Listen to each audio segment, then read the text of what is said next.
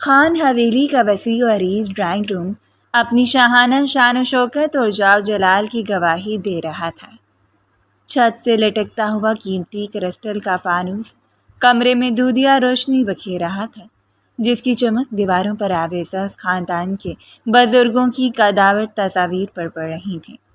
ان تصاویر میں موجود ہر چہرہ خاص رونق اور خاندانی غرور کا عکاس تھا۔ کمرے کے وسط میں رکھی گئی قیمتی لکڑی اور چمڑے کے صوفے پر دادا جان سکندر خان براجمان تھے۔ ان کے ہاتھوں میں چاندی کے دستے والی چھڑی تھی، جسے وہ اپنی مضبوط گرفت میں تھامے ہوئے تھے۔ ان کی سفید مائل بھوری داڑھی اور ماتھے پر بڑی تفکر کی لکیریں ان کے سخت مزاج اور رعبدار شخصیت کی غمازی کر رہی تھیں۔ ان کی تیز اور رکابی نگاہیں سامنے کھڑے اپنے اکلوتے پوتے کا کاظم خان پر مرکوز تھی۔ کاظم، جو کہ اپنے وقت کا ایک کامیاب اور مغرور بزنس مین تھا، اس وقت 3 پیس سوٹ میں مربوط، ہاتھ میں پتلون کی جیبوں میں ڈالے کسی حد تک لاپرواہی سے کھڑا تھا۔ اس کی سیاہ گہری آنکھوں میں ہمیشہ کی طرح ایک بے نیازی اور آزادی کی چمک تھی، جو کسی کی قید میں رہنا پسند نہیں کرتے تھے۔ لیکن آج کی رات کا ماحول کچھ اور ہی کہانی سنا رہا تھا۔ کمرے میں چھائی خاموشی کسی بڑے طوفان کا پیش خیمہ لگ رہی تھی۔ یہ لاسٹ چانس ہے کاظم، دادا جان کی گرجدار اور فیصلہ کن آواز نے کمرے کے بھاری سکوت کو توڑا۔ ان کی آواز میں وہ کاٹ تھی جو کسی بھی انسان کو اندر تک ہلا دینے کے لیے کافی تھی۔ کاظم نے ہلکی سی مسکراہٹ کے ساتھ اپنی بے نیازی برقرار رکھنے کی کوشش کی۔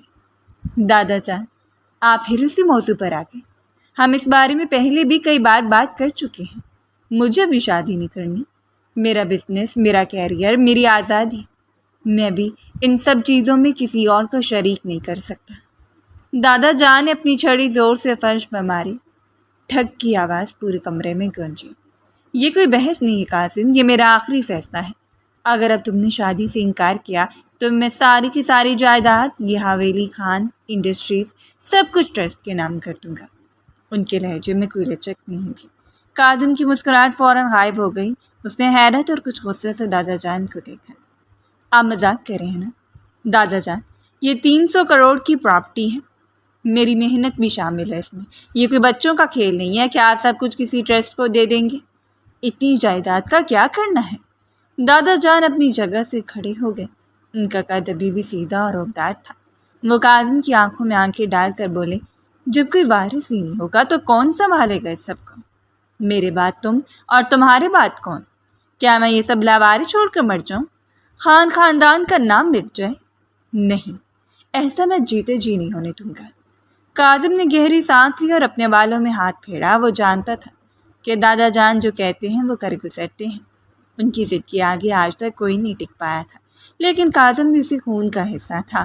جلدی ہار ماننا اس کی بھی فطرت نہیں تھی۔ دادا جان، وارث کا ہونا ضروری ہے، میں مانتا ہوں، لیکن اس کے لیے میری زندگی کو اس طرح بلیک میل کرنا کہاں کا انصاف ہے؟ شادی کوئی بزنس ڈیل نہیں ہے کہ آپ راتوں رات سائن کروا لیں۔ مجھے وقت چاہیے، میں اپنی مرضی سے اپنے وقت پر شادی کروں گا۔ کاظم نے دلیل دینے کی کوشش کی۔ تمہارے وقت کا انتظار کرتے کرتے میں قبر میں پہنچ جاؤں گا۔ دادا جان نے ہاتھ اٹھا کر اسے روکا۔ میں نے تمہاری آزاد خیالی اور تمہاری منمانیاں بہت برداشت کر لی ہیں۔ اب میری شرط سنو اور کان کھول کر سنو۔ تم 1 ماہ کے اندر اندر شادی کرو گے اور مجھے اپنے پوتے اس حویلی کے وارث کی خوشخبری سناؤ گی۔ بس صورتیں دیکھیں، کل صبح میرے وکیل اس حویلی میں ہوں گے اور وصیت بدل دی جائے گی۔ کاظم کی آنکھیں حیرت سے پھیل گئیں۔ ایک لمحے کے لیے اسے لگا جیسے اس کے کان بجنے لگے ہوں۔ اسے اپنے کانوں پر یقین نہیں آیا۔ وہ بے ساختہ 2 قدم آگے بڑھا۔ کیا ہو گیا دادا جان؟ کاظم کی آواز میں اب جھنجھلاہٹ اور غصہ واضح تھا۔ 1 ماہ؟ آپ کو اندازہ بھی ہے آپ کیا کہہ رہے ہیں؟ شادی کے بعد کم سے کم 9 ماہ لگتے ہیں بچے کو دنیا میں آنے کے لیے۔ ابھی سائنس نے اتنی ترقی نہیں کی کہ 1 ماہ میں بچہ پیدا ہو جائے اور میں آپ کی گود میں لا کر ڈال دوں۔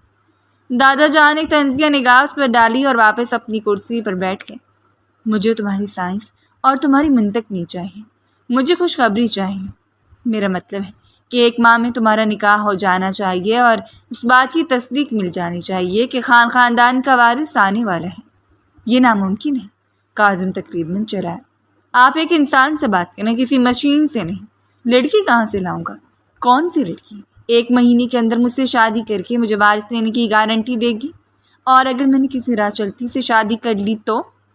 زبان سنبھال کر بات کرو قاسم۔ دادا جان کی آنکھوں میں شعلے بھڑک اٹھے۔ خاندان کی بہو کوئی راہ چلتی نہیں ہو سکتی، لڑکی خاندانی ہونی چاہیے، اس کا خون پاک اور شریف ہونا چاہیے۔ مجھے کوئی بازاری عورت اس حویلی میں نہیں چاہیے۔ قاسم کے ماتھے پر پسینے کی بوندیں چمکنے لگی۔ وہ کمرے میں بے چینی سے ٹہلنے لگا۔ ایک طرف اس کی وہ آزاد زندگی تھی جسے وہ بے پناہ محبت کرتا تھا۔ وہ کسی عورت کے نخرے اور ذمہ داریاں اٹھانے کے لیے بالکل تیار نہیں تھا۔ دوسری طرف اس کی وہ سلطنت تھی، وہ 300 کروڑ کی امپائر جسے اس نے اپنے خون پسینے سے سینچا تھا اور جس پر حکمرانی کرتا تھا۔ وہ یہ سب کسی بے نام ٹرسٹ کے حوالے نہیں کر سکتا تھا۔ دادا جان اسے ٹہلتے ہوئے دیکھ رہے تھے۔ وہ جانتے تھے کہ انہوں نے قاسم کی کمزور رگ پر ہاتھ رکھا ہے۔ قاسم جائیداد اور پاور سے عشق کرتا تھا اور وہ یہ بازی کبھی نہیں ہارنا چاہے گا۔ قاسم اچانک رکا اور دادا جان کی طرف پلٹا۔ اس کے چہرے پر ایک سرد اور کیلکولیٹڈ تاثرات تھے۔ اس نے فیصلہ کر لیا تھا۔ ٹھیک ہے دادا جان، آپ کو وارث چاہیے، میں آپ کو وارث دوں گا، لیکن میری بھی ایک شرط ہے۔ قاسم کا لہجہ سپاٹ اور کاروباری ہو چکا تھا۔ تمہاری کوئی شرط ماننے کا پابند نہیں ہوں میں، دادا جان نے خفگی سے کہا۔ آپ کو ماننی پڑے گی ورنہ بے شک اپنے وکیل بلا لیں۔ قاسم نے بھی اسی رونت سے جواب دیا۔ جیسا کہ میں نے کہا، سائنس نے اتنی ترقی نہیں کی کہ میں چٹکی بجاؤں اور وارث پیدا ہو جائے۔ آپ کی شرائط غیر حقیقی ہیں۔ مجھے 1 سال چاہیے۔ 1 سال کے اندر میں آپ کی گود میں آپ کا وارث رکھ دوں گا، یہ میرا وعدہ ہے۔ اور قاسم خان اپنے وعدے سے نہیں پھرتا۔ دادا جان نے کچھ دیر بغور قاسم کو دیکھا۔ اس کی آنکھوں میں موجود چہرے جو سنجیدگی کو پڑھ رہے تھے۔ وہ دل ہی دل میں مسکرائے کہ آخرکار انہوں نے ضدی گھوڑے کو لگام ڈال ہی دی تھی، لیکن چہرے پر وہی سختی برقرار رکھی۔ 1 سال؟ دادا جان نے سوچتے اپنی داڑھی پر ہاتھ پھیرا۔ 1 سال کا وقت بہت طویل ہے۔ 1 سال سے 1 دن بھی کم نہیں۔ قاسم نے 2 ٹوک الفاظ میں کہا۔ 1 مہینے میں شادی کروں اور اگلے 9 ماہ بچے کی پیدائش کا وقت، اس سارے عمل میں 1 سال لگ ہی جائے گا۔ آپ کو وارث چاہیے نا؟ میں آپ کو دوں گا، لیکن اس کے بعد میری زندگی پر میرا اپنا اختیار ہوگا۔ آپ مجھ سے اور میری بیوی سے کوئی سوال نہیں کریں گے۔ دادا جان کو صرف اپنے پوتے اپنے خون سے خرچ تھی۔ انہوں نے چھڑی دوبارہ زمین پر ٹکوائی۔ منظور ہے؟ دادا جان کی آواز میں فتح کی گونج سے۔ 1 سال دیا تم کو، آج کی تاریخ لکھ لو قاسم۔ ٹھیک 1 سال بعد اگر اس حویلی میں بچے کی کلکاریاں نہ گونجی تو تم اس جائیداد سے ہمیشہ کے لیے بے دخل کر دیے جاؤ گے۔ اور ہاں، یاد رکھنا، لڑکی خاندانی اور شریف ہونی چاہیے۔ مجھے مایوس مت کرنا۔ آپ کو مایوسی نہیں ہوگی، قاسم نے صدمہری سے کہا اور بنا کوئی مزید بات کیے تیزی سے ڈرائنگ روم سے باہر نکل گیا۔ اس کے قدموں کی آہٹ حویلی کی راہداریوں میں دور تک سنائی دیتی رہی۔ اس کا دماغ اب تیزی سے کام کر رہا تھا۔ اسے جائیداد بھی بچانی تھی اور اپنی آزادی بھی۔ وہ کسی عورت کو اپنی زندگی کا مستقل حصہ نہیں بنانا چاہتا تھا۔ اسے اب ایک ایسی لڑکی کی تلاش تھی جو صرف 1 سال کے لیے اس کی شرائط پر اس کی زندگی میں آئے، اسے بچہ پیدا کر کے دے اور پھر ہمیشہ کے لیے اس کے راستے سے ہٹ جائے۔ قاسم کے ہونٹوں پر ایک خطرناک مسکراہٹ ابھری۔ دادا جان نے کھیل شروع کیا تھا، لیکن اس کھیل کا اصول اب قاسم خان خود طے کرے گا۔ خان امپائر کی 50ویں منزل پر واقع قاسم خان کا پرتعیش اور جدید طرز تعمیر کا شاہکار آفس آج ایک عجیب سے کھچاؤ اور تناؤ کی سطح میں تھا۔ شیشے کی بڑی دیوار کے پاس شہر کا دلکش نظارہ پھیلا ہوا تھا، لیکن قاسم کی نظریں اس منظر پر نہیں بلکہ اپنی الجھنوں میں الجھی ہوئی تھیں۔ اس نے اپنی ٹائی کی گرہ کو قدرے ڈھیلا کیا اور کافی کمک ہاتھ میں لیے بے چینی سے کھڑکی کے سامنے ٹہلنے لگا۔ آفس کے وسط میں رکھے سیاہ چمڑے کے صوفے پر اس کا جگری دوست اور بزنس پارٹنر ولید براجمان تھا۔ ولید نہ صرف قاسم کا دوست تھا بلکہ اس کے ہر راز کامین اور اس کی بے باک طبیعت کا واحد گواہ بھی تھا۔ وہ خاموشی سے قاسم کو ٹہلتے ہوئے دیکھ رہا تھا، جانتا تھا کہ دادا جان کے ساتھ ہونے والی ملاقات نے اس کے دوست کا دماغ بری طرح الجھا دیا ہے۔ یہ ناممکن ہے ولید، سراسر ناممکن۔ قاسم خان اچانک پلٹا اور اپنا مغز زور سے شیشے کی میز پر رکھا، جس سے کافی کے چند قطرے چھلک کر باہر آ گئے۔ دادا جان مجھے بلیک میل کر رہے ہیں۔ وہ جانتے ہیں کہ خان انڈسٹریز میری جان ہے۔ میں نے دن رات ایک ایک کر کے اسے اس مقام تک پہنچایا اور وہ اسے 1 لمحے میں ٹرسٹ کے نام کرنے کی دھمکی دے رہے ہیں۔ ولید نے گہری سانس لی اور نرمی سے بولا، یار قاسم، ان کی بھی تو سوچو، ان کی عمر ہو چکی ہے، وہ اس خاندان کا وارث دیکھنا چاہتے ہیں، اس میں غلط کیا ہے؟ تمہیں ایک نہ ایک دن تو شادی کرنی ہے، تو ابھی کیوں نہیں؟ شادی؟ قاسم کے چہرے پر ایک تمسکرانہ مسکراہٹ ابھری۔ ولی تم مجھے جانتے ہو، میں ایک آزاد پنچھی ہوں، مجھے یہ رشتے، یہ بندھن، یہ بیویوں کے نخرے اور پلو سے بند کر رہنے کی عادتیں پسند نہیں۔ میں اپنی آزادی کسی قیمت پر قربان نہیں کر سکتا۔ شادی کی یہ بیٹیاں میرے لیے موت سے کم نہیں۔ تو پھر کیا سوچا تم نے؟ جائیداد چھوڑ دو گے؟ ولی نے سوالیہ نظروں سے اسے دیکھا۔ نہیں، جائیداد تو میں کسی صورت نہیں چھوڑوں گا۔ کاظم نے صوفے پر بیٹھے اپنے دونوں ہاتھ سر کے پیچھے باندھ دیے۔ اس کی آنکھوں میں ایک شاطرانہ چمک تھی۔ میں نے دادا جان سے ایک سال کا وقت مانگا ہے، اور اس ایک سال میں ایک ایسا راستہ نکالوں گا کہ سانپ بھی مر جائے اور لاٹھی بھی نہ ٹوٹے۔ کیا مطلب؟ ولی الجھ گیا۔ کاظم قدرے آگے کی طرف جھکا اور اپنی بات کی وضاحت کی۔ مجھے ایک ایسی لڑکی چاہیے ولید، جو مجھ سے صرف ایک ڈیل کے تحت نکاح کرے، 1 سال کا کانٹریکٹ۔ وہ اس 1 سال میں مجھے ایک بچہ دے، میرا وارث، اور اس کے بدلے میں اسے وہ سب دوں گا جو وہ مانگے گی۔ پھر وہ بچہ دادا جان کے حوالے، اور میں اور وہ لڑکی ہمیشہ کے لیے ایک دوسرے کی زندگی سے آزاد۔ نہ کوئی جذبات ہوں گے، نہ کوئی ڈرامہ، بس صرف ایک بزنس ڈیل ہوگی۔ ولید کی آنکھیں حیرت سے پھیل گئیں۔ تم پاگل ہو گئے ہو قاسم، یہ کیا بکواس ہے؟ کانٹریکٹ میرج اور بچہ پیدا کر کے دے دے، یہ کوئی فیکٹری کی پروڈکشن ہے کیا؟ میری جذبات سے زیادہ پریکٹیکل ہونا اہم ہے۔ کاظم نے کندھے اچکائے۔ ولید نے کچھ سوچتے ہوئے سر ہلایا۔ اگر تم اتنے ہی ڈسپریٹ ہو تو پھر کسی میرج بیورو سے رابطہ کر۔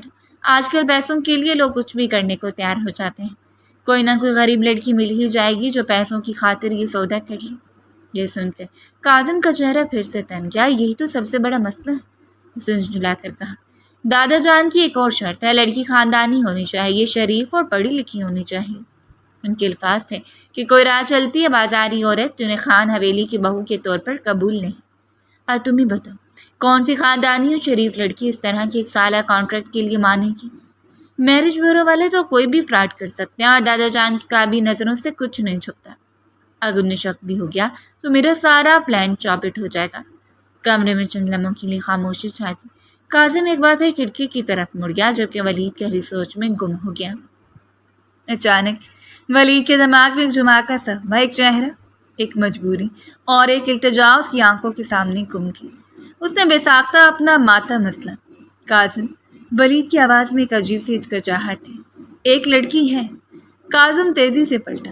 کون؟ کیسی لڑکی ہے؟ ولید نے نظریں چرائیں۔ اسے خود اپنے الفاظ پر ندامت محسوس ہو رہی تھی، لیکن حالات کی سنگینیوں سے بولنے پر مجبور کر رہے تھے۔ میری خالہ زاد، میری کزن ہے، نور حرم۔ تمہاری کزن؟ کاظم کی آنکھوں میں تجسس ابھرا۔ ہاں، ولید نے گہری سانس لی۔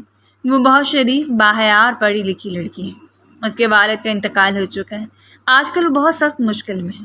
خالہ جان کو کینسر ہے، 3rd اسٹیج پر ہے۔ ان کے علاج کے لیے لاکھوں روپے کی ضرورت ہے جو ان کے پاس نہیں۔ وہ کل ہی میرے پاس آئی تھی، رو رہی تھی۔ مجھ سے تمہاری کمپنی میں کسی اچھی جاب کے لیے کہہ رہی تھی تاکہ وہ کچھ ایڈوانس لے کر اپنی ماں کا علاج شروع کروا سکے۔ کاظم کی آنکھوں میں ایک دم سے چمک آ گئی۔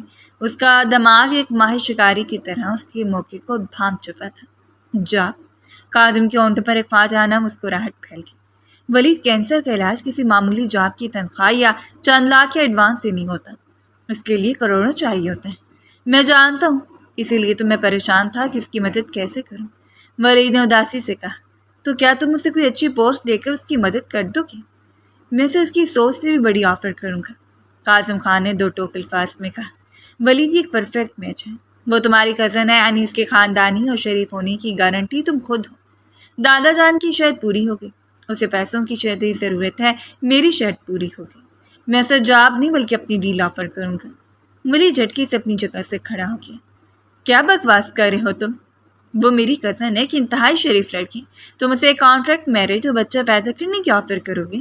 وہ تمہارے منہ پر تھپڑ مارے گی۔ میں تمہیں جاب کے لیے کہا تھا، گھٹیا ڈیل کے لیے نہیں۔ ولید، پریکٹیکل ہو کر سوچو۔ کاظم بھی کھڑا ہو گیا اور اس کی آنکھوں میں آنکھیں ڈال کر بولا۔ پہلی بات، اس میں جذبات نہیں، پیسہ اس کی ماں کی جان بچا سکتا ہے۔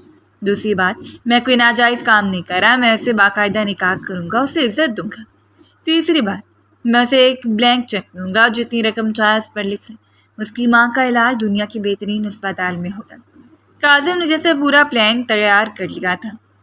لیکن کاظم، یہ ایک عورت کی عزت نفس کا سودا ہے، کوئی بھی شریف لڑکی ایسا کیسے کر سکتی ہے؟ ولید کی آواز میں تکلیف تھی۔ مجبوری انسان سے کیا کچھ نہیں کرواتی دوست۔ کاظم نے اس کے کندھوں پر ہاتھ رکھا۔ دیکھو ولید، تم جتنا مجھے جانتے ہو اتنا ہی یہ بھی جانتے ہو کہ میں ایک اچھے خاندان سے ہوں۔ وہ لڑکی مجھ سے صرف 1 سال کے لیے شادی کر لے، مجھے میرا وارث سونپ دے اور میں اسے اس کی منہ مانگی رقم دوں گا۔ اس کی ماں بھی بچ جائے گی اور میری جائیداد بھی۔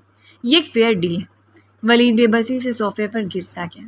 وہ جانتا تھا کہ کاظم کی بات میں ایک کڑوی سچائی تھی۔ نور حرم کی ماں کے پاس وقت بہت کم تھا اور پیسوں کا کوئی اور انتظام ممکن نہ تھا۔ ولید کا دل خون کے آنسو رو رہا تھا کہ اپنی کزن کے لیے کیسا رشتہ لے کر جا رہا ہے، لیکن ماں کی زندگی سے بڑھ کر کیا ہو سکتا تھا؟ تم ایک بہت ہی ظالم انسان ہو کاظم، ولید نے شکست خوردہ لہجے میں کہا۔ میں ظالم نہیں، بس پریکٹیکل بزنس مین ہوں، کاظم نے سکون سے جواب دیا۔ جاؤ ولید، جا کر اپنی کزن سے بات کرو، اسے سمجھاؤ کہ ڈیل اس کی اور اس کی ماں کی زندگی بدل سکتی ہے۔ مجھے کل تک اس کا جواب چاہیے۔ ولید نے بھاری قدموں سے آفس کے دروازے کی طرف قدم بڑھائے۔ وہ جانتا تھا کہ نور حرم کے سامنے آفر رکھنا اس کی زندگی کا سب سے مشکل کام ہوگا، لیکن کاظم خان کا فیصلہ اٹل تھا اور تقدیر کا پہیہ ایک غریب اور مجبور لڑکی کی طرف مڑ چکا تھا۔ خان امپائر کی فلک بوس عمارت آج نور حرم کو کسی دیو ہیکل افریت کی طرح لگ رہی تھی جو اسے نگلنے کے لیے تیار کھڑا تھا۔ اس کے قدم منو بھاری ہو رہے تھے اور دل سینے کی پسلیوں سے ٹکرا کر کسی اندیکھے خوف کی گواہی دے رہا تھا۔ لفٹ اسے 50ویں منزل کی طرف لے جا رہی تھی، لیکن اسے یوں محسوس ہو رہا تھا جیسے وہ کسی گہری کھائی میں گرتی جا رہی ہوں۔ اس کے ذہن کے پردے پر پچھلی رات کے مناظر کسی فلم کی طرح چل رہے تھے۔ ولید بھائی کی وہ کاٹدار اور حقیقت پر مبنی الفاظ اس کے کانوں میں اب بھی گونج رہے تھے۔ سوچ لو نور حرم، اتنے کم وقت میں اپنی ماں کا علاج کیسے کرواؤ گے بنا پیسوں کے؟ کیا تم اپنی آنکھوں کے سامنے اپنی ماں کو کینسر جیسے موذی مرض کے ہاتھوں گھٹ گھٹ کر مرتا ہوا دیکھ سکتی ہو؟ کاظم کی آفر ایک کڑوا گھونٹ ضرور ہے، لیکن یہی وہ امرت ہے جو تمہاری ماں کو زندگی دے سکتا ہے۔ فیصلہ تمہارے ہاتھ میں۔ ایموشنل بلیک میلنگ اور ماں کے پیلے پڑتے چہرے نے نور حرم کی تمام تر اخلاقی اور جذباتی مزاحمت کو توڑ کر رکھ دیا تھا۔ وہ اپنی ذات کی قربانی دینے کے لیے اس کے در پر آ پہنچی تھی۔ گلاس ڈور کے باہر کھڑے ہو کر اس نے ایک گہری سانس لی، اپنی سادہ سی چادر کو ٹھیک کیا اور لرزتے ہاتھوں سے دروازہ دھکیل کر اندر داخل ہو گئی۔ کمرے کا ماحول انتہائی سرد اور پروقار تھا۔ سیاہ اور گرے رنگ کی امتزاج سے سجا وہ کشادہ آفس اور شخص کی طاقت اور رونق کا منہ بولتا ثبوت تھا۔ سامنے ایک بڑی سی مہوگی کی میز کے پیچھے اپنی ریوالونگ چیئر پر کاظم خان برجمان تھا۔ اس کی تیز رکابی نگاہوں نے دروازے سے داخل ہونے والی اس سادہ سی خوفزدہ لڑکی کا سر سے پیر تک جائزہ لیا۔ بنا کسی میک اپ کے زد پڑتا چہرہ، نیچی نگاہیں اور لرزتے ہونٹ۔ کاظم کے ہونٹوں پر ایک سرسی مسکراہٹ ابھری۔ یہ لڑکی اس کے منصوبے کے لیے بالکل پرفیکٹ تھی۔ آئیے مس نور حرم، تشریف رکھیں۔ کاظم کی بھاری اور روبدار آواز پورے کمرے میں گونجی۔ نور حرم ہچکچاتے ہوئے آگے بڑھی اور میز کے سامنے رکھی کرسی کے کنارے پر ٹک کر بیٹھ گئی۔ اس نے اپنی نظریں اپنے ہاتھوں پر جھکا رکھی تھی جو گھبراہٹ سے ایک دوسرے میں الجھ رہے تھے۔ کاظم نے اپنا پین میز پر رکھا اور سیدھا ہو کر بیٹھا۔ اس کا انداز مکمل طور پر کاروباری تھا۔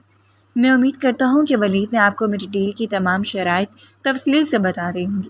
میرا وقت بہت قیمتی ہے، اس لیے میں سیدھی بات کرنے کا قائل ہوں۔ نور حرم نے ہمت جٹا کر سر اٹھایا۔ اس کی بڑی بڑی سی آنکھوں میں آنسوؤں کی نمی تھی، لیکن عجیب سی خودداری۔ ولید بھائی نے مجھ سے جاب کا پوچھا تھا۔ آپ شادی کی آفر لے آئے، اور وہ بھی صرف 1 سال کی۔ ایسے بھلا کون کرتا ہے؟ اس کی آواز کانپ رہی تھی۔ کاظم نے ایک طنزیہ نگاہ اس پر ڈالی اور قدرے آگے کی طرف جھکا۔ میں کرتا ہوں کیونکہ مجھے بیویاں پالنے کا کوئی شوق نہیں ہے۔ مجھے اس خاندانی سیاست، ناز نخروں اور زندگی بھر کے رونے دھونے سے سخت چڑ ہے۔ مجھے صرف ایک چیز چاہیے اور وہ ہے میرا وارث، خاندان کا خون۔ نور حرم کے لیے باتیں کسی صدمے سے کم نہیں تھی۔ وہ ایک روایتی، مذہبی اور مشرقی لڑکی تھی جس کے لیے نکاح ایک بہت ہی مقدس اور پاکیزہ رشتہ تھا، لیکن اسلام میں اس طرح کے کانسیپٹ کا کوئی وجود نہیں۔ نور حرم کے لہجے میں اب ایک التجا اور بے بسی شامل ہوگی۔ کانٹریکٹ میرج اسلام میں جائز نہیں۔ نکاح تو زندگی بھر کا ساتھ ہوتا ہے، کوئی کاروباری معاہدہ نہیں۔ خدا را اپنی جائیداد اور عزت کی خاطر مجھ سے یہ گناہ نہ کروائیں۔ میں غریب ضرور ہوں لیکن میں اپنا ایمان اور عزت نہیں بیچ سکتی۔ کاظم کے ماتھے پر بل پڑ گیا، جھنجھلا گیا، اسے اپنے فیصلوں پر بحث برداشت نہیں تھی۔ دیکھو لڑکی، مجھے مذہب اور اخلاقیات پر کوئی لیکچر نہیں چاہیے۔ کاظم کا لہجہ اب سخت اور کاٹدار ہو چکا تھا۔ میں تم سے باقاعدہ نکاح کروں گا، قاضی بٹھاؤں گا، حق مہر دوں گا، یہ کوئی گناہ نہیں ہوگا۔ بس فرق صرف اتنا ہے کہ ہماری راہیں 1 سال بعد الگ ہو جائیں گی۔ اگر تم مجھے وارث دے سکتی ہو تو بتا، ورنہ دروازہ تمہارے پیچھے جا کر اپنی ماں کو مرتا ہوا دیکھو۔ ماں کے مرنے کا ذکر سن کر نورحرم کا دل کٹ کر رہ گیا۔ اس کے پاس واقعی کوئی دوسرا راستہ نہیں تھا۔ ایک طرف اس کی اپنی ذات کی شکست تھی اور دوسری طرف اس کی ماں کی سانسیں۔ اس نے بے بسی سے آنکھیں بند کر لیں، آنسو اس کی پلکوں کو بھگوتے رخساروں پر پھسل کے کچھ دیر کمرے میں ایک جان لیوا خاموشی چھائی رہی۔ نورحرم نے کپاتے ہونٹوں کے ساتھ ایک ایسا سوال پوچھا جو اس کے دل میں مسلسل کھٹک رہا تھا۔ اور اگر 1 سال میں بچہ نہ ہوا تو؟ نورحرم نے نظریں جھکائے پوچھا۔ مطلب اولاد تو اللہ کی دین ہے نا، اگر اس نے نہ چاہا اور مجھے 1 سال کے اندر حمل نہ ٹھہرا تو کیا ہوگا؟ اس کانٹریکٹ کا۔ کاظم نے گہری سانس لی، اس کے چہرے پر ایک انتہائی بے باک مغرور چاہتے بھری مسکراہٹ رقص کرنے لگی۔ اس نے اپنی کرسی کی پشت سے ٹیک لگائے نورحرم کی جھکی پلکوں کو گھوٹتے بولا، ہاں تو کانٹریکٹ کی میعاد بڑھ سکتی ہے، لیکن اس کی نوبت نہیں ہے کہ مجھے اپنے آپ پر پورا یقین ہے۔ کاظم کی آواز کچھ دھیمی لیکن انتہائی خطرناک ہو گئی۔ تمہیں اس بات کی فکر کرنے کی بالکل ضرورت نہیں ہے کہ بچہ کیسے ہوگا۔ میں اس مقصد کے لیے کوئی کسر نہیں چھوڑوں گا، تم بس خود کو تیار رکھنا، کیونکہ میں تمہیں 1 ماہ کے اندر ہی پریگننٹ کر دوں گا۔ اس کے اس حد درجہ بے باک اور کھلی بات پر نورحرم کا چہرہ شرم اور حیا سے ٹماٹر کی طرح سرخ ہو گیا۔ اس نے کبھی خواب میں بھی نہیں سوچا تھا کہ کوئی مرد اس قدر دیدہ دلیری اور بے شرمی سے اس کے منہ پر ایسی بات کہے گا۔ اس کا پورا وجود کانپ اٹھا، اس کے ہاتھ پسینے سے بھیگ گئے، وہ زمین میں گڑ جانا چاہتی تھی۔ کاظم نے اس کی حالت کو انجوائے کرتے ہوئے میز کی طرح سے ایک فائل نکالی اور اسے نورحرم کی طرف سے رکھا دیا۔ یہ کانٹریکٹ کے پیپرز ہیں، اس میں لکھا ہے کہ بچہ پیدا ہونے کے فوراً بعد تم اس بچے کو میرے حوالے کر کے خاموشی سے میری زندگی سے نکل جاؤ گی۔ اس کے بدلے تمہیں وہ رقم ملے گی جو تم مانگو گی۔ اگر تمہیں اپنی ماں کی زندگی پیاری ہے تو چپ چاپ اس پر سائن کر دو۔ نورحرم کی نظریں اس فائل پر جمی تھی۔ وہ کانٹریکٹ نہیں بلکہ اس کی عزت نفس کا ڈیتھ وارنٹ تھا، لیکن کانوں میں پھر ماں کی کھانسی کی آواز گونجی۔ اس نے کانپتے ہاتھوں سے میز پر رکھا پین اٹھایا۔ اس کی آنکھوں سے گرنے والے آنسو نے کاغذ پر ایک چھوٹا سا داغ بنا دیا تھا۔ اس نے آنکھیں بند کی، اپنے رب سے دل ہی دل میں معافی مانگی اور اپنی ماں کی خاطر اس کڑوے زہر کا پیالہ پینے کے لیے کانٹریکٹ پر اپنے دستخط ثبت کر دیے۔ کاظم خان اپنے مقصد میں کامیاب ہو چکا تھا۔ کھیل کا آغاز ایک انتہائی تلخ انداز میں ہو چکا تھا۔ ولی کے گھر کا چھوٹا سا مگر صاف ستھرا ڈرائنگ روم آج ایک عجیب سی کشمکش کا گواہ تھا۔ یہ کوئی روایتی خوشیوں بھری تقریب نہیں تھی بلکہ ایک مجبور بیٹی اور ایک مغرور خاندانی وارث کے درمیان ہونے والا سودا تھا۔ کمرے کے کونے میں رکھی ویل چیئر پر نورحرم کی بیمار ماں بیٹھی تھی۔ ان کا پیلا اور کمزور چہرہ بیماری کی شدت بیان کر رہا تھا، لیکن آج ان کی آنکھوں میں ایک سکون تھا کہ ان کی بیٹی کا ہاتھ ایک انتہائی معزز اور امیر گھرانے کے چشم و چراغ نے تھام دیا ہے۔ دوسری طرف صوفے پر خاندان کے سربراہ دادا جان سکندر خان اپنی پوری شان و شوکت اور روب کے ساتھ براجمان تھے۔ ان کے چہرے پر ایک فاتحانہ اور مطمئن مسکراہٹ تھی۔ وہ اس بات سے اکثر بے خبر تھے کہ یہ نکاح 1 سال کے کانٹریکٹ کا نتیجہ ہے۔ انہیں تو بس اس بات کی خوشی تھی کہ کاظم نے ان کی پسند کے معیار پر پورا اترتی ہوئی ایک شریف باحیا اور خاندانی لڑکی کا انتخاب کیا تھا۔ قاضی صاحب نے خطبہ نکاح پڑھنا شروع کیا۔ کمرے میں گہری بوجھل خاموشی چھا گئی۔ نورحرم جو ایک سادہ سا سر جوڑے میں ملبوس تھی کا دل کسی زخمی پرندے کی طرح پھڑپھڑا رہا تھا۔ اس کے ہاتھ پسینے سے بھیگے ہوئے تھے اور نظریں زمین پر گڑی تھی۔ نورحرم بنت شفیق، کیا آپ کو کاظم خان ولد ہاشم خان بوز حق مہر 50 لاکھ روپے اپنے نکاح میں قبول ہیں؟ قاضی صاحب کی آواز نے نورحرم کے وجود میں ایک جھرجھری سی پیدا کر دی۔ اس نے بے بسی سے ولید کی طرف دیکھا جس نے نظریں چرا لی، پھر اس کی نگاہ اپنی بیمار ماں پر پڑی جن کی آنکھوں میں امید کی چمک تھی۔ نورحرم نے اپنی سسکی کو حلق میں دباتے ہوئے آنکھیں بند کی اور کانپتی ہوئی آواز میں کہا، قبول ہے۔ 3 بار اقرار کے بعد کمرے میں مبارک سلامت کی آوازیں گونج اٹھی۔ دادا جان نے خوشی سے اپنی چھری زمین پر ماری اور آگے بڑھ کر نورحرم کے سر پر پیار دیا۔ جیتی رہو بیٹی، تم نے آج خاندان کی عزت میں اضافہ کیا۔ مجھے اپنے پوتے کے لیے ایسی باحیا اور شریف بہو کی تلاش تھی۔ میری دعائیں تمہارے ساتھ ہیں۔ اللہ تمہیں جلد چاند سا بیٹا دے۔ ان دعاؤں نے نور حرم کے دل پر نشتر چلا دی۔ مسکرانے کی ناکام کوشش کرتی رہی۔ نکاح کی رسم کے فوراً بعد کاظم ولید کے ساتھ ڈرائنگ روم سے متصل ایک چھوٹے کمرے میں آ گیا۔ اس نے ولید کو اشارہ کیا کہ نور حرم کو وہاں بھیجے۔ چند لمحوں بعد نور حرم سر جھکائے کمرے میں داخل ہوئی۔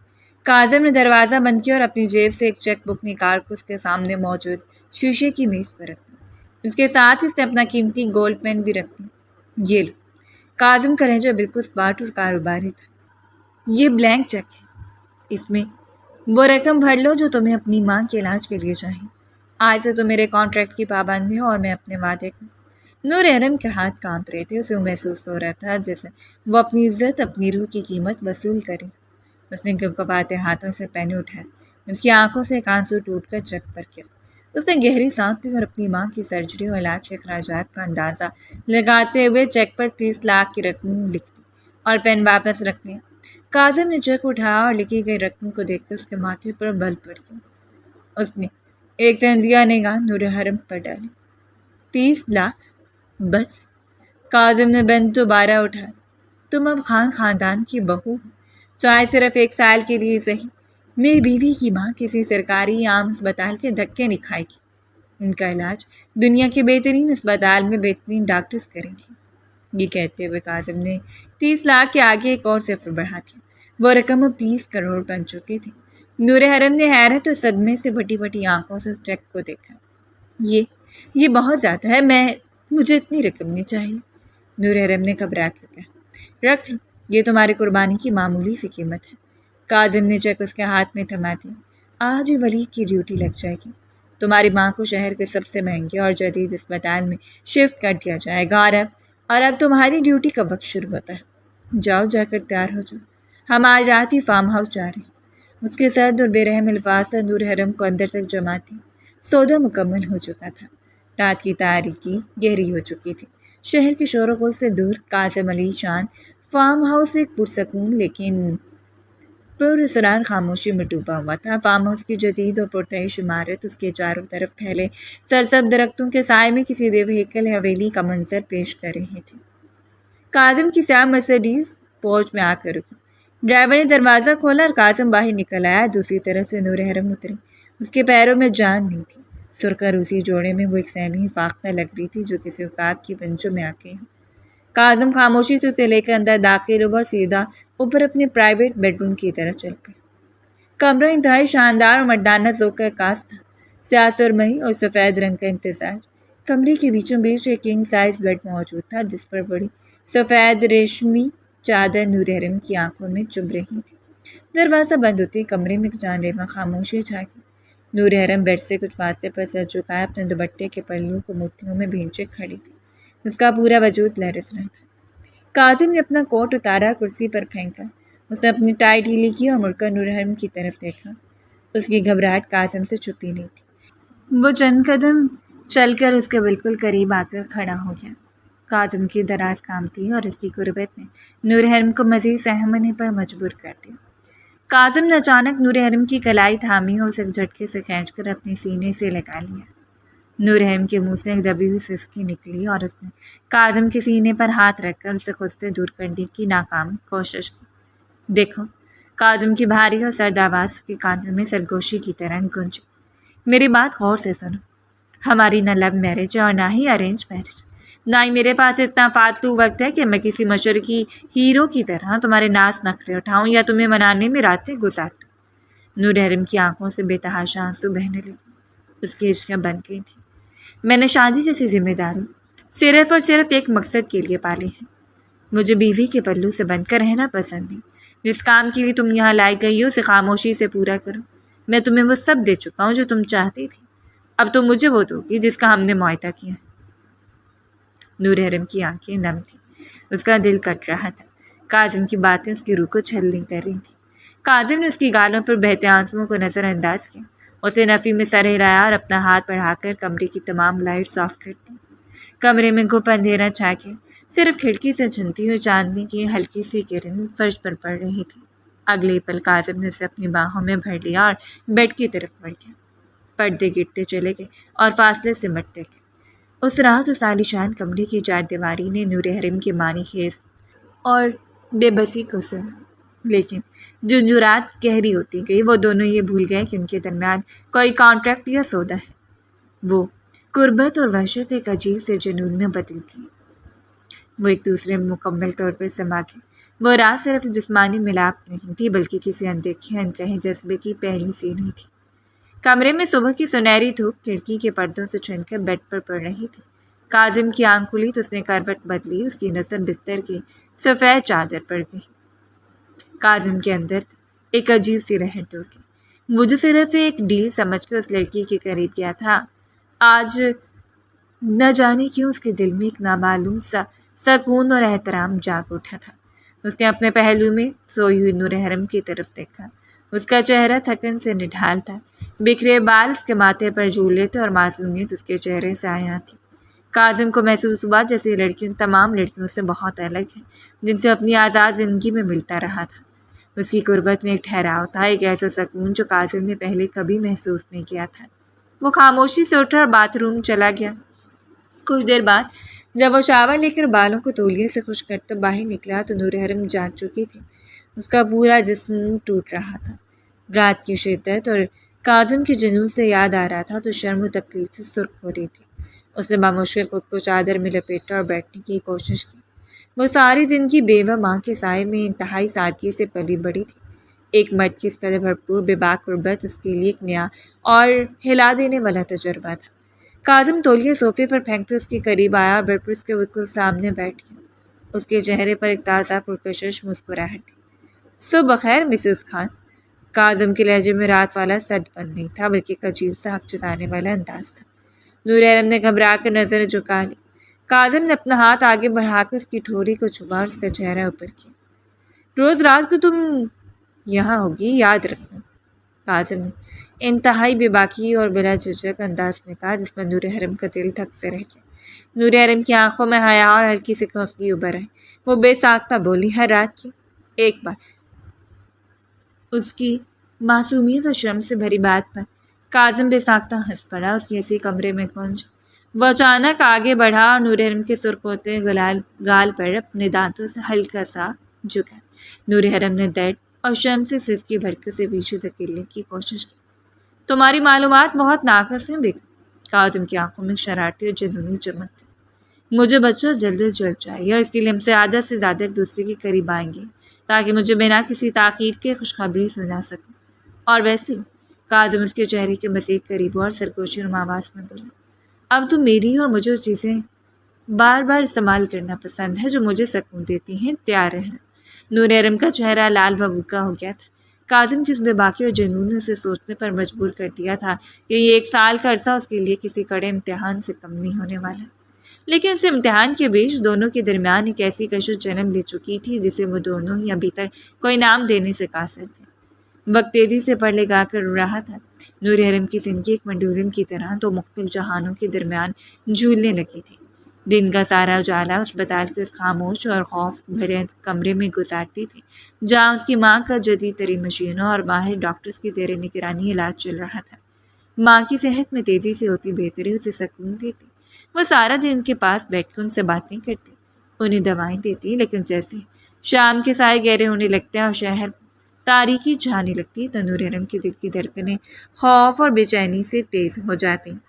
رات کی تاریکی سے کاظم خان کی عالیشان مگر اس کے لیے قید خانے جیسے فارم ہاؤس میں لے آتے۔ کاظم کا وجود، اس کی قربت کی وہ وحشت جو وہ ہر رات اس پر مسلط کرتا، نور حرم کی حواسوں کا کڑا امتحان لیتی۔ وہ ایک الہر، سادہ اور مشرقی لڑکی تھی جس نے کبھی کسی غیر مرد کی نگاہ بھی اپنے اوپر پڑنے نہیں دی تھی، اور دوسری طرف کاظم ایک تجربہ کار، منہ زور اور مغرور مرد تھا۔ وہ لگاتار پورا 1 ہفتہ اس کے ساتھ ایک انتہائی قربت اور سماجی تعلق میں رہا۔ ہر رات جب اس پر اپنا حق جتاتا نور حرم اندر ہی اندر گھبرا کر سمٹ جاتی۔ کاظم کے جنون اور دیوانگی کی کوئی حد نہیں تھی۔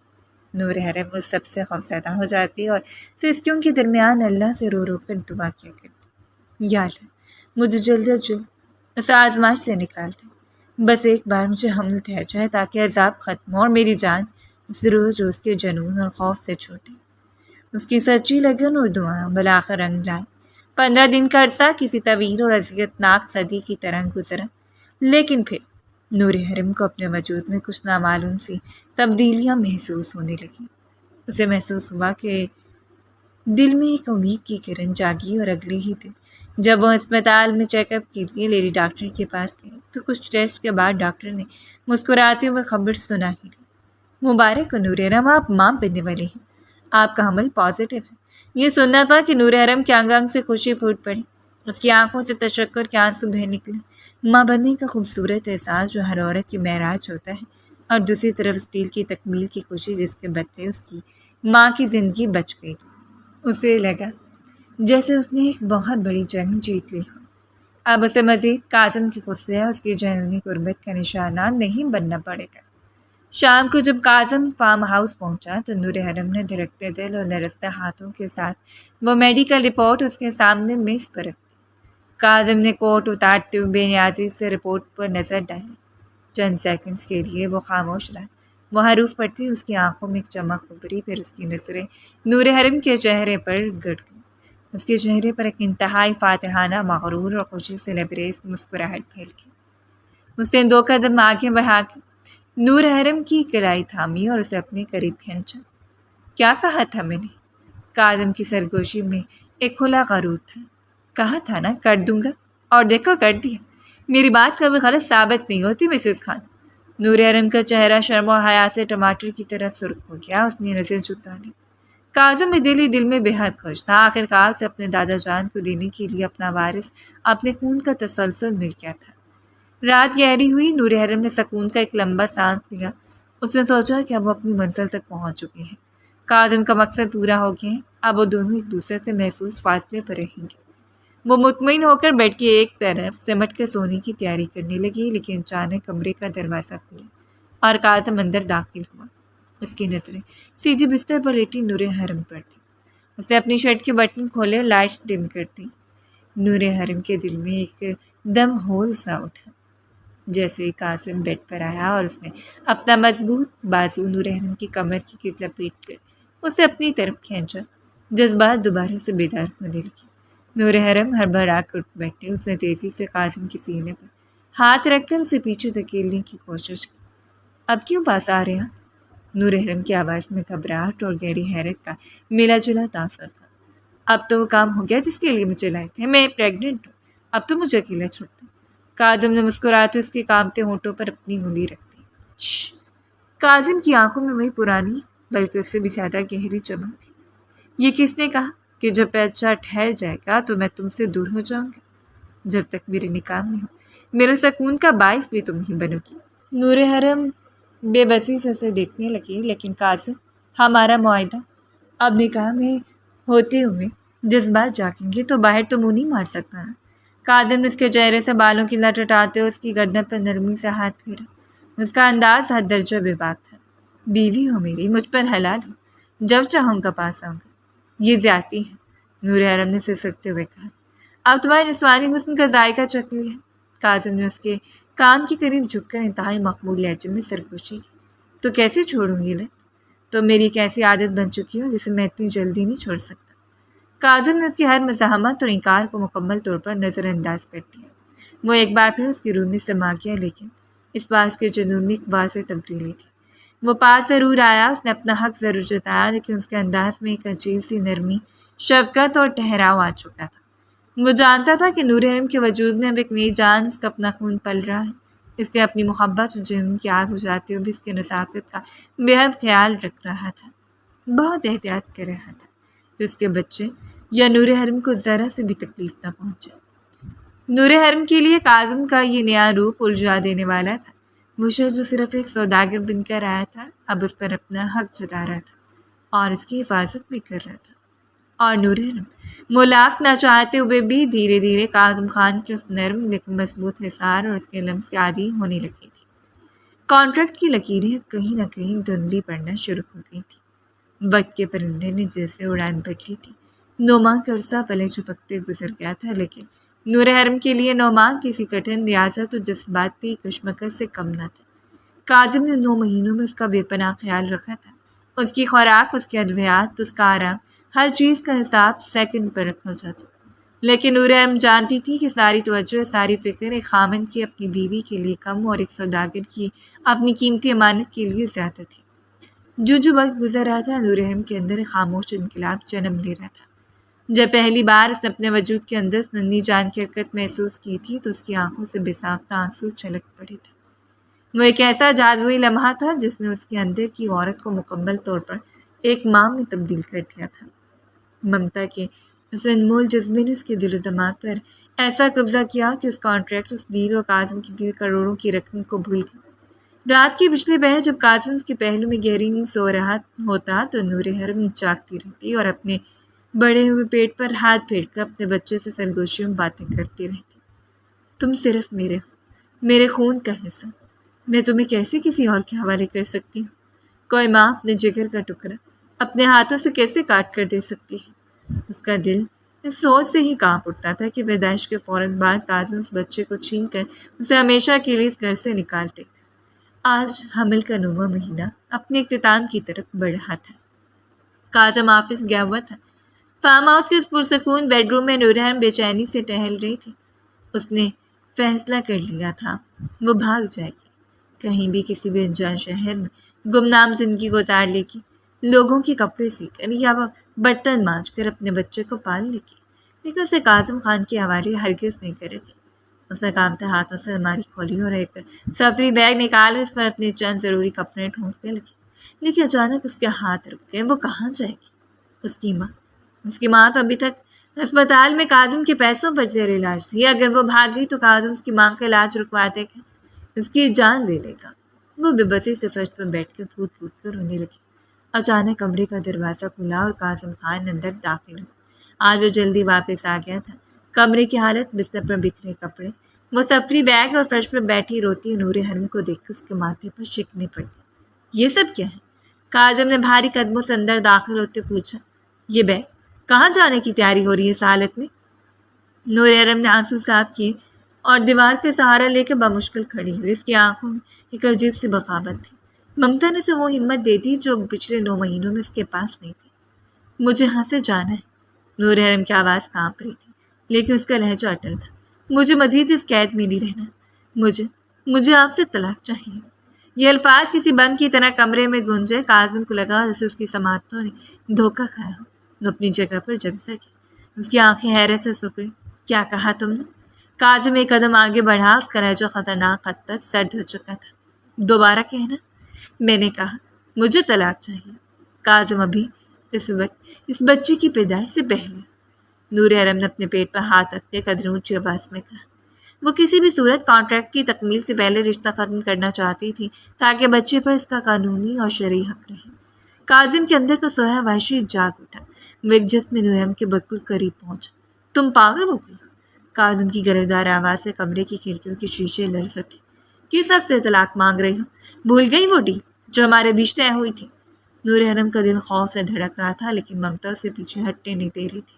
اسے نظریں چرائی اور ایک انتہائی اہم کانا مگر مایوس کن حرکت کرتے صاف مکر گئی۔ کون سی ڈیل؟ کیسی ڈیل؟ میں کسی ڈیل کو نہیں جانتی۔ میں بس طلاق چاہتی ہوں۔ یہ میرا بچہ اور میں اسے لے کے یہاں سے چلی جاؤں گی۔ یہ سننا تھا کہ کاظم کی آنکھوں میں خون اتر آیا۔ اس کے ضبط کا پیمانہ لبریز ہو چکا تھا۔ اس نے نور حرم کی کلائی اتنی زور سے تھامی کہ نور حرم کے منہ سے دردناک سسکی نکل گئی۔ اگلے ہی لمحے کاظم نے اسے بے دردی سے کھینچ کر اپنے سینے میں بھیج لیا۔ نور حرم کی آہنی گرفت میں کسی بے بس پرندے کی طرح پھرپھرانے لگی۔ میں تمہاری جان لے لوں گا نور حرم۔ کاظم نے اپنا دانت پیسے اس کے چہرے پر جھک کر کہا۔ اس کی سانسیں طوفان کی طرح چل رہی تھی۔ مجھے دھوکہ کرنے کی جرات مت کرنا۔ میں وہ انسان ہوں جو تمہیں زمین کے 7ویں پردے سے بھی نکال لے گا۔ میں تمہیں زندہ دفن کر دوں گا۔ مجھے بچہ ہر حال میں چاہیے ورنہ۔ اس کا شفاق جارحانہ اور وحشتناک روپ دیکھ کر نور حرم کی روح تک کام کی۔ وہ خوف سے تھر تھر لرزنے لگی۔ اس پر ایک شدید پینک اٹیک ہو گیا تھا۔ کاظم کی دھمکیوں کی گونج اور اس کا خوفناک چہرہ دیکھ کر نور حرم کا دماغ سن ہو گیا اور اسی شدید ذہنی دباؤ اور ٹینشن کے باعث اچانک اس کے پیٹ کے نچلے حصے میں ایک جان لیوا درد کی لہر اٹھی جس سے کسی نے خنجر کھونک دیا۔ نور حرم کے حلق سے ایک دل خراش چیخ نکلی، اس کی ٹانگوں سے جان نکل گئی اور اگر کاظم نے اسے پکڑتا تو سیدھی فرش پر گرتی۔ کاظم کا سارا غصہ ایک سیکنڈ میں غائب ہو گیا۔ اس نے گھبرا کر نور حرم کو دیکھا جس کا چہرہ درد کی شدت سے سفید پڑ چکا تھا اور ماتھے پر پسینے کی بوندیں چمک رہی تھیں۔ نور حرم نے اپنا پیٹ پکڑا اور دوہری ہو گئی، نور حرم کیا ہوا؟ کاظم کی آواز میں اب غصے کی جگہ شدید گھبراہٹ تھی۔ زچگی کا درد قبل از وقت اور انتہائی خطرناک صورت حال اختیار کر چکا تھا۔ کاظم نے ایک لمحہ ضائع کیے بنا اسے اپنی باہوں میں اٹھایا اور پاگلوں کی طرح گاڑی کی طرف بھاگا۔ ہسپتال کے کوریڈور میں موت جیسی خاموشی تھی جسے صرف کاظم کے بھاری قدموں کی آہٹ توڑ رہی تھی۔ اس کی سفید شرٹ اور ہاتھ نور حرم کے خون سے سرخ ہو چکے تھے۔ اسے کچھ سمجھ نہیں آ رہا تھا کہ چند منٹوں میں یہ سب کیا ہو گیا تھا۔ نور حرم کو فوراً ایمرجنسی سے سیدھا آپریشن تھیٹر شفٹ کر دیا گیا تھا۔ کچھ دیر میں دادا جان اور ولید بھی اسپتال پہنچ گئے۔ دادا جان کے چہرے پر شدید تشویش تھی، انہیں صرف اور صرف اپنے وارث کی فکر کھائے جا رہی تھی۔ کاظم کیا ہوا میری بہو کو؟ میرا پوتا ٹھیک تو ہے نا؟ دادا جان نے اپنی چڑی زمین پر مارتے بے قراری سے پوچھا۔ کاظم نے اپنے خون آلود ہاتھ کو دیکھا اور کرب سے آنکھیں بند کر لیں۔ اس کے پاس کوئی جواب نہیں تھا۔ اچانک آپریشن تھیٹر کے دروازے پر لگی سرخ بتی بجھی اور ایک سینئر لیڈی ڈاکٹر چہرے پر شدید پریشانی اور افسوس لیے باہر آئی۔ کاظم، ولید اور دادا جان تیزی سے اس کی طرف لگ گئے۔ ڈاکٹر میری بیوی کیسی ہے؟ میرا بچہ؟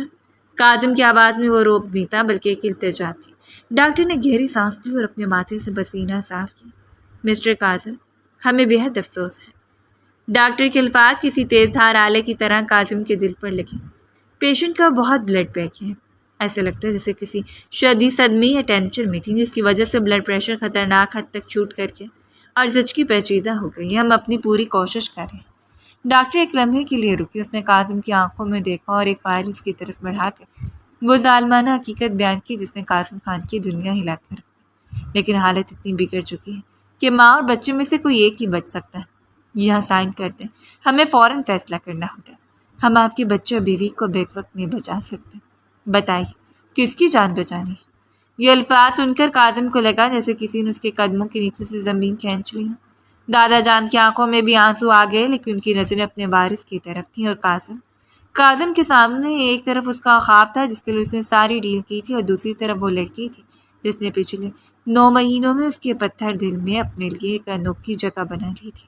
اسپتال کے اس سائڈ کوریڈور میں کاظم خان اپنی زندگی کی سب سے کڑے اور تکلیف کے امتحان کے روبرو کھڑا تھا۔ کاظم خان جس نے آج تک ہر بازی اپنے حساب کتاب اور طاقت سے جیتی تھی، آج قدرت کے سامنے بالکل بے بس کھڑا تھا۔ اس کے سامنے پڑی وہ فائل کسی ڈیتھ وارنٹ سے کم نہیں تھی۔ اس نے ایک نظر اپنے دادا جان کی طرف ڈالی جو بالکل خاموش تھے۔ ان کی آنکھوں میں بھی آنسوؤں کی نمی تھی۔ شاید ایک دادا کے طور پر وہ وارث چاہتے تھے مگر ایک انسان کے طور پر وہ بھی نور حرم کی تڑپ اور اس کا کرب دیکھ رہے تھے۔ دادا جان نے لرزتے ہاتھوں سے کاظم کے کندھے پر ایک تھپکی دی، ایک ایسا لمس جس میں ہمدردی بھی تھی اور اس کے فیصلے کا اختیار بھی۔ کاظم کا دل کسی ہتھوڑی کی طرح سینے میں بج رہا تھا۔ اس نے سوچا اگر بچہ بچ گیا، نور حرم چلی گئی تو کیا یہ حویلی، یہ دولت، یہ خان امپائر اسے سکون دے سکے گی؟ نہیں۔ اس نوما کے سفر میں اس لڑکی کا عادی ہو چکا تھا۔ اس کی خاموشی، اس کی شرم، اس کی وجوہات کے اندھیروں میں صرف اس کی لگی تھی۔ کاظم نے گہری سانس لی، ڈاکٹر کی طرف مڑا اور ثابت قدمی سے بولا، میری بیوی کی جان بچائے، چاہے کچھ بھی ہو جائے۔ نور حرم کو کچھ نہیں ہونا چاہیے۔ یہ فیصلہ جو اس نے وارث پر اپنی بیوی کو ترجیح دے کر کیا تھا اس کے پورے وجود سے بھاری بوجھ اتار لے گیا تھا۔ ڈاکٹر نے سر ہلایا اور تیزی سے واپس آپریشن تھیٹر کے اندر چلے گئے۔ اگلے 2 گھنٹے کاظم کے لیے کسی قیامت سے کم نہیں تھے۔ وہ کوریڈور میں پاگلوں کی طرح ٹہل رہا تھا، مسلسل دعائیں کر رہا تھا۔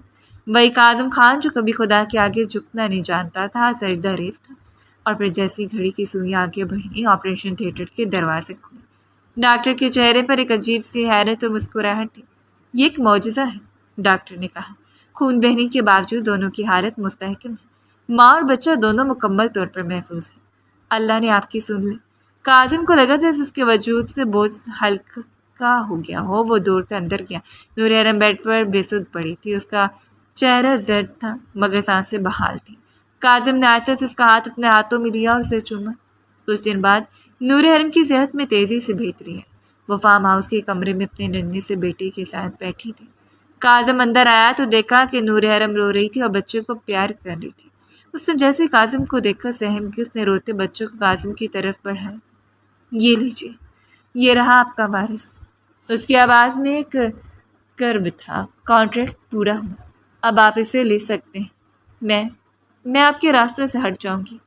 کاظم نے بچے کو نہیں لیا بلکہ نور حرم کے قریب بیٹھ کر اسے اپنے بازو میں بھر لیا۔ اسے نرمی سے اس کے آنسو پونچھے اور بچے کو واپس کی گود میں لٹا دیا۔ تم کیا سمجھتی ہو نور حرم؟ میں اتنا ظالم ہوں کہ ایک ماں کو اس کے بچے سے جدا کر دوں گا؟ کاظم نے پیار سے کہا۔ وہ کانٹریکٹ وہیں ختم ہو چکا تھا جس لمحے میں نے تمہاری جان بچانے کا فیصلہ کیا تھا۔ نور حرم نے حیرت سے اس کی طرف دیکھا۔ کاظم نے اس کی پیشانی کو چوما۔ میں نے اندھیرے میں سفر شروع کیا تھا، تو مجھے روشنی بن کر ملی ہو۔ کیا اب تم مجھے اکیلا چھوڑ کر جاؤ گی؟ میری زندگی میں میرا ساتھ دو گی؟ نور حرم کی آنکھوں میں خوشی کے آنسو تھے۔ اسے سر نفی میں ہلایا۔